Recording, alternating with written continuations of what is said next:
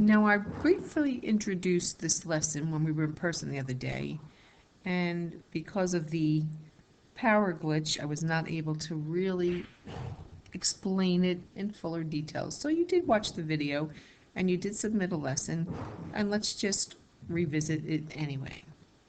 We're going to be looking at rates, ratios, and percents in this section. Quantities that are measured in different units are called rates.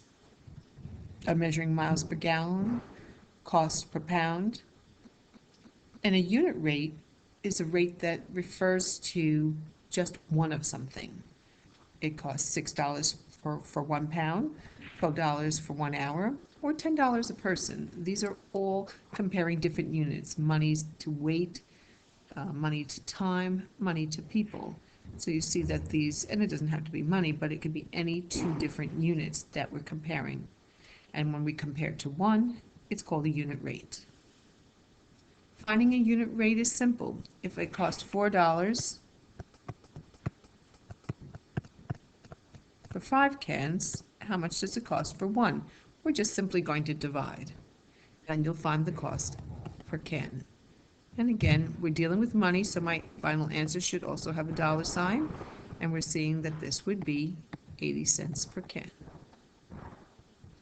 On to my next one. If it costs $4.50 for 9 pens, what would be the cost for just 1? That's a unit rate. Again, I'm dealing with money, so I'm going to divide, and I'm going to see that it's 50 cents for 1 pen. On to the last one. It's $234 for 6 hours, let's just say to rent something. Or maybe you got paid that much money for 6 hours of work. Wouldn't that be nice? So we'll divide and we'll get our answer. So again, simple division to get one of something. This is 80 cents per can. This is 50 cents per pen. And that's just how we do a unit rate. We can look at this in the form of word problems. You want to rent a car while you're away for a 5-day vacation. If the rental agency charges you $340, again, the cost is for 5 days. What would it cost for 1 day? Go ahead and calculate the cost per day. And again, it's a simple division to find out what 1 would be.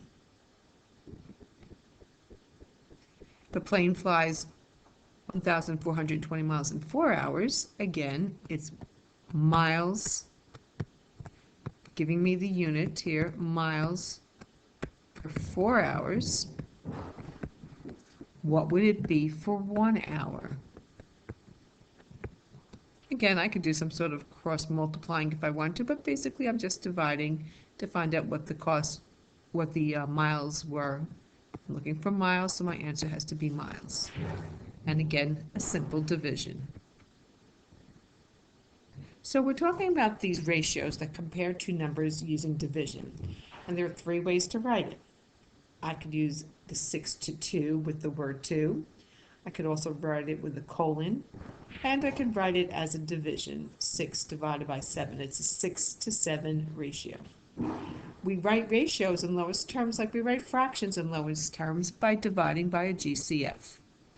Let's simplify a couple. Now again, it could be written in any of the 3 forms, and I could, if I wanted to, rewrite this as a 12-to-16 ratio, divide by the GCF, which is 4, and it's a 3-to-4 ratio. Again, the order matters, so I'm going to have a 24-to-8 ratio. Simplify by dividing by the GCF. It's a 3-to-1 ratio. Now I'm writing it with that 1 there because it's a comparison of 2 numbers, so there must be 2 numbers in my answer. It's a 36-to-10 ratio.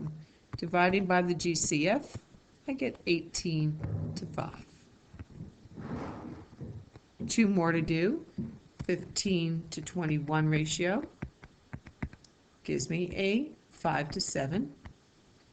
And this last one, 10-to-35, will be a 2-to-7 ratio.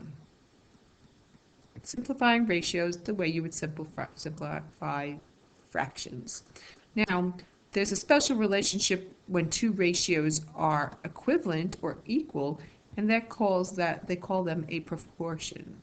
To test to see if two ratios form a proportion, we're going to use this cross multiplication property.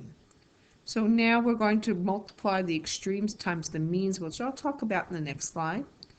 We're going to just do the cross products. That's how we'll know. So we're going to multiply this 6 times 12. Those are the extremes, and I'll talk about that again in the next slide. And I'm going to multiply the means, 9 times 8. If the products are the same, which they are, this forms a proportion because the two cross products are equal. Let's see another example or two. Well, before I mention these words, let me go into this a little bit more detail. If I wrote my ratios out in colon form and I said, are these two equal? These two numbers, 3 and 8, are my extremes. They're on the outside. And 4 and 6 are my means. So I'm cross multiplying my extremes, 3 times 8, and seeing if that's equal to 6 times 4. And this again forms a proportion.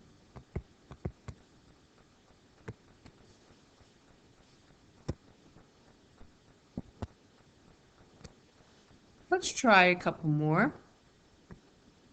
Again, 2 times 15. Does that equal 3 times 6? Well, this is 30. This is 18. And this is not a proportion. Why? Because the cross products are not equal. Again, let's cross multiply. I've got 20 times 9, my extremes, and 45 times 4. Again, another way to look at this is also to see, talking about equivalent fractions, if I get from here to here, I'm dividing by 5, and I'm also dividing by 5.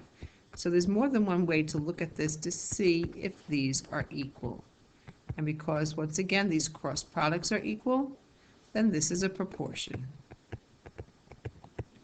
Now, in these last few examples, I'm testing out to see if they form a proportion, but what happens if there's a term missing?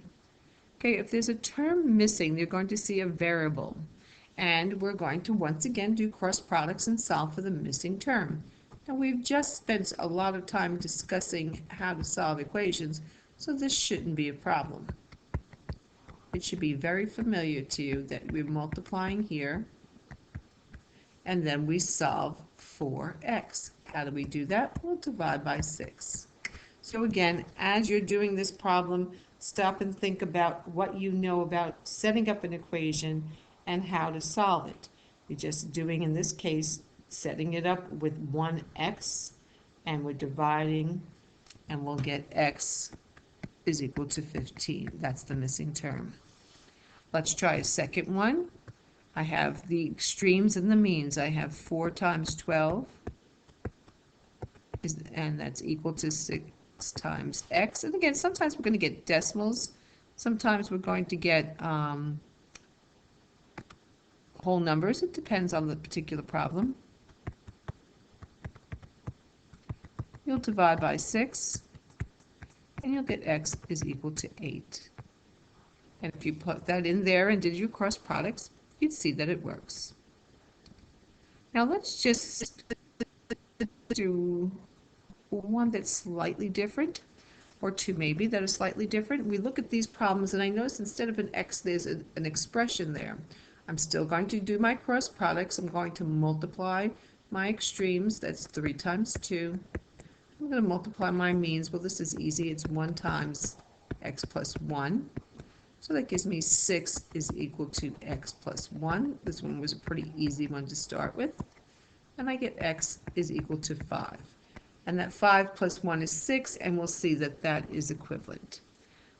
The last one for today, let's take 4 times x minus 8 and see if that's equal to 5 times x plus 3. You'll go ahead and multiply by distribution. We'll now see that we have variables on both sides, so this one is a little bit more involved. I'm going to collect them to the side where they're greater. I'll subtract 4x. That's always my next step.